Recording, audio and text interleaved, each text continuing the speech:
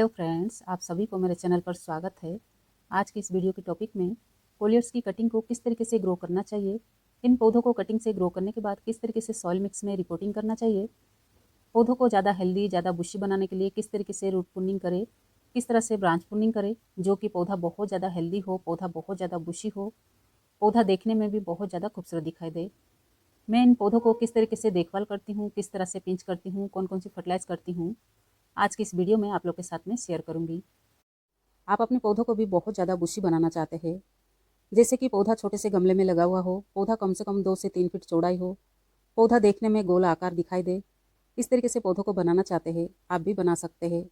इन पौधों को कटिंग से ग्रोथ करने से लेके पौधा दोबारा ग्रोथ पर आने तक इसी वीडियो में आप लोग के साथ में डिटेल शेयर करूंगी। आप अगर वीडियो को बिना स्किप किए देखते हैं, आप अपने पौधों को काफ़ी ज़्यादा बुशी बना पाएंगे, बहुत खूबसूरत एक गोल आकार दे सकेंगे। आप इन पौधों को कटिंग से ग्रो करना चाहते हैं तो बहुत आसानी से इन पौधों को कटिंग से ग्रो कर सकते हैं। इन पौधों को नर्सरी से खरीद के लाने की ज़रूरत भी नहीं पड़ेगी, काफ़ी सारे पौधा तैयार हो जाते हैं। लेकिन फ्रेंड, आपके पास अगर पहले से ही ये पौधा होगा, पौधा काफ़ी पुरानी हो चुकी होगी, पौधा अगर देखने में अच्छी दिखाई नहीं दे रही है, पौधे के अंदर जो पत्ती है वो बिल्कुल खाली हो चुकी होगी, तो आप पुरानी पौधों को भी किस तरीके से ठीक कर सकते हैं वो भी वीडियो के आगे आप लोग के साथ में शेयर करूँगी। मैं इस पौधे को किस तरीके से मिट्टी में रिपोर्टिंग करी हूँ वीडियो के आगे आपको देखने मिलेगी। कोलियर्स एक परमानेंट पौधा होता है। कोलियर्स में काफ़ी सारे कलर वैरायटी होती है, काफ़ी सारे कलर देखने मिलती है। फूलों से भी कहीं ज़्यादा इनकी पत्तियों में जो रंग होती है देखने में बहुत ज़्यादा खूबसूरत दिखाई देती है। गार्डन में जब इन पौधों को ऐड करते हैं, गार्डन भी हमेशा कलरफुल दिखाई देती है। जैसे कि यहाँ पे देख सकते हैं, मेरे पास कुछ पुरानी पौधे हैं जो कि काफ़ी ज़्यादा ख़राब हो चुकी है। पौधे के अंदर बहुत ज़्यादा ग्रोथ होने की वजह से पौधे के अंदर जो ब्रांचेस है काफ़ी ज़्यादा इधर उधर लटक चुकी है, पौधा भी देखने में अच्छी दिखाई नहीं दे रही है। पौधे के अंदर जो पत्तियाँ होना चाहिए उस तरीके से नहीं है। अगर आपके पास की पौधा भी इस तरीके से हो चुका होगा, आप अपनी पुरानी पौधों को भी हेल्दी बनाना चाहते हैं, पौधों को एक गोल आकार देना चाहते हैं, तो पौधों को हार्ड प्रूनिंग कर लेना चाहिए। पौधा जब भी बहुत ज़्यादा ख़राब हो जाती है, पौधे के अंदर जब भी पत्तियाँ खाली हो जाती है, पौधों को जब इस तरीके से हार्ड प्रूनिंग कर लेते हैं, पौधे पर नई नई ग्रोथ होती है, पौधा एक गोल आकार लेते हुए ग्रोथ होता है, पौधा दोबारा हेल्दी हो जाती है। आप अपने पौधों को भी इस तरीके से हार्ड प्रूनिंग कर सकते हैं। यहाँ पर पौधों को इस तरीके से हार्ड प्रूनिंग करने के बाद पौधों को यहाँ पे खाद फर्टिलाइज़र करना बहुत ज़्यादा ज़रूरी है। पौधों को जब इस तरीके से हार्ड प्रूनिंग कर लेंगे, पौधे की जो मिट्टी है, मिट्टी को गुड़ाई करके किसी प्रकार की कंपोस्ट आपको देना है। आपके पास जो भी कंपोस्ट होगा आप दे सकते हैं, जैसे कि बर्नी कंपोस्ट, कार्बन कंपोस्ट या फिर किचन कंपोस्ट। उसके अलावा महीने में 2 बार फर्टिलाइज कर सकते हैं। उससे पौधों को न्यूट्रिएंट्स मिलेगी, पौधा भी बहुत जल्दी ग्रोथ पर आ जाएगी। गमले में लगाए हुए पौधों को न्यूट्रिएंट्स की कमी होती है। पौधों को जितना अच्छा से आप फर्टिलाइज करेंगे, पौधे पर उतना ज़्यादा हेल्दी ग्रोथ ले सकते हैं। पौधों को समय समय पे फर्टिलाइज करना, खाद देना बहुत ज़्यादा ज़रूरी होता है। अगर आपके पास की पौधा 8 से 10 इंच की गमले में लगा हुआ होगा, मिट्टी को अच्छा से गुड़ाई करना है, उसके बाद 2 मुट्ठी कंपोस्ट दे देना है। उसके अलावा महीने में 1 से 2 बार फर्टिलाइज कर सकते हैं। उससे पौधों को न्यूट्रिएंट्स मिलेगी, पौधे पर नई नई ग्रोथ दिखाई देगी। इसी तरीके से पुरानी पौधों को ठीक कर सकते हैं। मैं इसी तरीके से पौधों को हेल्दी बनाती हूँ, आप भी कर सकते हैं। तो चलिए, पौधों को कटिंग से किस तरीके से ग्रो करना चाहिए। वैसे तो मैं अभी पौधों को पुनिंग करी हूँ, तो काफ़ी ज़्यादा ब्रांचेस जो है यहाँ पे निकल चुका है। ज़रूर नहीं है आपने भी पौधों को पुनिंग किए होंगे। आपके पास अगर पहले से ही इस तरीके से पुरानी पौधा होगा, उन्हीं पौधों से कुछ कटिंग को इस तरीके से निकाल सकते हैं। पौधे के अंदर जो टिप्स एरिया होती है, टिप्स एरिया से इस तरीके से ब्रांचेस को ले सकते हैं। नीचे की ओर जितने भी पत्ती है इस तरीके से खाली कर लेना है। ब्रांचेस को कट करते समय ब्रांचेस के अंदर क्रैक नहीं होना चाहिए, इसी तरीके से ब्रांचेस को कट करके लेना है। किसी भी मौसम में इन पौधों को कटिंग से ग्रो कर सकते हैं। जैसे कि फ्रेंड, आप अगर पुरानी पौधों को ठीक करना नहीं चाहते हैं, पुरानी पौधा अगर बहुत ज़्यादा ख़राब हो चुकी होगी, तो उन्हीं पौधों से कटिंग लेके नए पौधा तैयार कर लीजिए। इसी तरीके से कटिंग को ले लीजिए। कटिंग को निकालने के बाद इस तरीके से पानी में रखिए। पानी में रखने से कटिंग जो है फ्रेश बनी रहती है। तो चलिए, कटिंग को ग्रो करने के लिए किस तरीके से सॉइल मिक्स बनाना चाहिए। यहाँ पे देख सकते हैं, मेरे पास कुछ इस तरीके से पुरानी गमले की मिट्टी है। पुराने गमले की मिट्टी काफ़ी बेल्डन होता है, क्योंकि ये पहले से ही सॉइल मिक्स बना हुआ होता है। इसमें हमें किसी प्रकार के सैंड या फिर कंपोस्ट मिलाने की ज़रूरत नहीं है। इस तरीके से पुरानी गमले की मिट्टी को भी आप ले सकते हैं। लेने से पहले आप अगर धूप में सुखा लेते हैं तो और अच्छा होता है, क्योंकि मिट्टी के अंदर किसी प्रकार की फंगस या फिर किसी प्रकार की बीमारियां नहीं होती है। इस तरीके से सुखा के लेना चाहिए। आप अगर इस तरीके से पुरानी गमले की मिट्टी को लेना चाहेंगे तो मिट्टी को इस तरीके से धूप में सुखा लेना चाहिए। मिट्टी जितना अच्छा से बेल्डन होती है, कटिंग उतना अच्छा से हेल्दी ग्रोथ होती है। सॉइल मिक्स अगर बनाना चाहेंगे बना सकते हैं, अगर पुराने गमले की मिट्टी को लेना चाहेंगे तो भी इस तरीके से सुखा के ले सकते हैं। अगर आप सॉइल मिक्स बनाना चाहते हैं तो गार्डन सॉइल 50% ले सकते हैं, उसमें 40% सैंड मिला सकते हैं, बाकी 10% कंपोस्ट मिला सकते हैं। इस तरीके से भी सॉइल मिक्स बना के ले सकते हैं। कभी भी कटिंग ग्रो करने के लिए इस तरीके से चिकनी मिट्टी या फिर हार्ड मिट्टी को डायरेक्ट नहीं लेना चाहिए। इस तरीके से चिकनी मिट्टी या फिर हार्ड मिट्टी में कटिंग लगाते हैं, कटिंग जो है आगे हेल्दी ग्रोथ नहीं हो पाती है। इसलिए मिट्टी अच्छा से बेल्डन तरीके से बना हुआ होना बहुत ज़रूरी है। अगर आपके पास इस तरीके से चिकनी मिट्टी या फिर हार्ड मिट्टी होगी तो इस मिट्टी को अच्छा से बना लीजिए, जैसे कि मैंने अभी आपको बताई हूँ। उस तरीके से मिट्टी को तैयार करके अगर कटिंग ग्रो करते हैं, कटिंग बहुत ज़्यादा हेल्दी ग्रोथ होती है। लेकिन इस तरीके से चिकनी मिट्टी या फिर हार्ड मिट्टी में पौधों को डायरेक्ट लगाते हैं, जिस तरीके से आपको हेल्दी ग्रोथ चाहिए होगी उस तरीके से नहीं होती है। तो चलिए कटिंग ग्रो करते हैं। तो यहाँ देखिए फ्रेंड, कुछ दिन पहले मैंने कुछ कटिंग को इस तरीके से ग्लास में ग्रो करी थी और कुछ कटिंग जो है इस तरीके से प्लास्टिक बैग में ग्रो करी थी। कटिंग बहुत अच्छा से ग्रोथ हुआ है। ग्लास में भी इस तरीके से ड्रेनेज होल बना के अगर कटिंग को ग्रो करना चाहते हैं तो भी काफ़ी सारे कटिंग इस तरीके से ग्लास में ग्रो कर सकते हैं। अभी कुछ ही दिन हुआ है कटिंग को ग्रो करते हुए। यहाँ पर आपको मैं कटिंग को निकाल के दिखाती हूँ। कटिंग के अंदर कितना अच्छा से रूट्स ग्रोथ हुआ है, यहाँ पे देख सकते हैं। कटिंग बहुत जल्दी ग्रोथ हो जाती है। देखिए फ्रेंड, जो भी मैंने कटिंग को ग्रो करी थी, कटिंग के अंदर कितना अच्छा से रूट्स ग्रोथ हुआ है। कटिंग जब इस तरीके से ग्रोथ पर आ जाती है, पौधों को इस तरीके से निकाल के बड़ी जगह में ग्रो कर सकते हैं या फिर इस तरीके से प्लास्टिक बैग में भी ग्रो कर सकते हैं। बाद में दोबारा फिर से रिपोर्टिंग कर सकते हैं। मैं इसी तरीके से पौधों को ज़्यादा बुशी बनाती हूँ। कटिंग ग्रो करने के लिए इस तरीके से छोटे छोटे पॉट्स ले सकते हैं या फिर ग्लास भी ले सकते हैं। उसके अंदर इस तरीके से ड्रेनेज होल क्लियर होना बहुत ज़रूरी है। ड्रेनेज होल में किसी प्रकार की पत्थर या फिर ठिकरी वगैरह रख सकते हैं ताकि पानी अच्छे से ड्रेन आउट होना चाहिए। सॉइल मिक्स अच्छा से बेल्डन तरीके से बना हुआ होना बहुत ज़रूरी है। सॉइल मिक्स को भरने के बाद मिट्टी को गीला कर दीजिए। सिर्फ इस तरीके से टिप्स एरिया में पत्ती को छोड़ सकते हैं।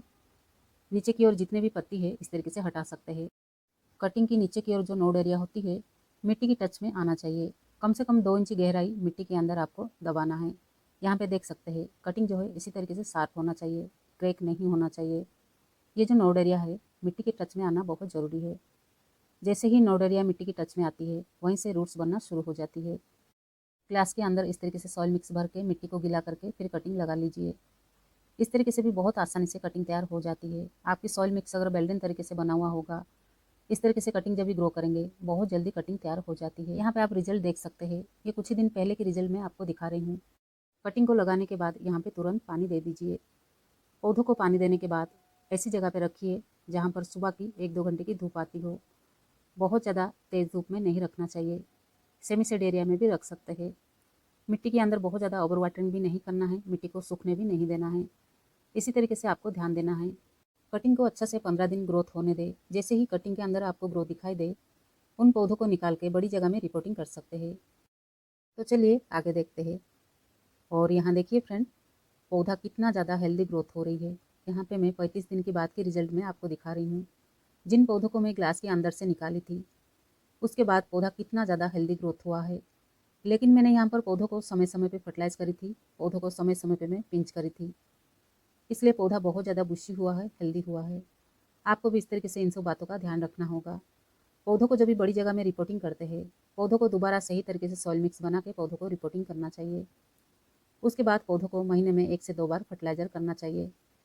जिस समय मैं पौधों को पॉली बैग में मैं रिपोर्टिंग करी थी, सॉइल मिक्स कुछ इस तरीके से तैयार करी थी। गार्डन सॉइल 50%, उसमें 30% कंपोस्ट, बाकी 20% सैंड मिलाई थी। नीम खली 1 मुट्ठी मिला के इस तरीके से सॉइल मिक्स तैयार करके पौधों को मैं रिपोर्टिंग करी थी।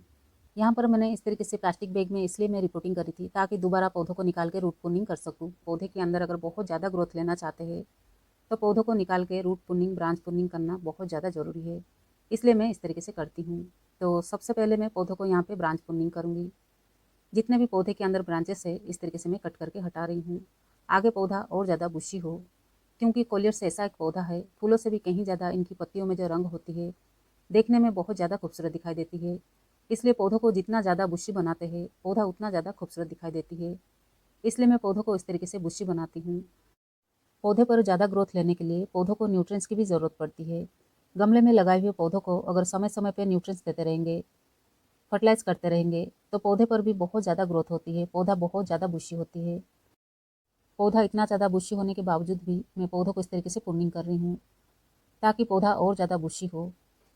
कोलियर जैसे पौधों को जितना ज़्यादा प्रूनिंग करते हैं या फिर पिंच करते हैं पौधा उतना ज़्यादा बुशी होती है। कोलियर जैसे पौधे पर अगर अच्छी रिजल्ट लेना चाहते हैं तो सरसों खली फर्टिलाइज कर सकते हैं। मैं इन पौधों को सरसों खली फर्टिलाइज करती हूँ। उसके अलावा मैं पौधों को बदलते हुए फर्टिलाइज करती हूँ। आप अगर इन पौधों को सरसों खली फर्टिलाइज करना चाहते हैं, सरसों खली को 3 दिन के लिए पानी में भिगा लीजिए। उसके बाद पानी को छान लीजिए, उसमें और पानी मिला के पौधों को फर्टिलाइज कर सकते हैं। उसके अलावा यूज चाय पत्ती भी इन पौधों को फर्टिलाइज कर सकते हैं।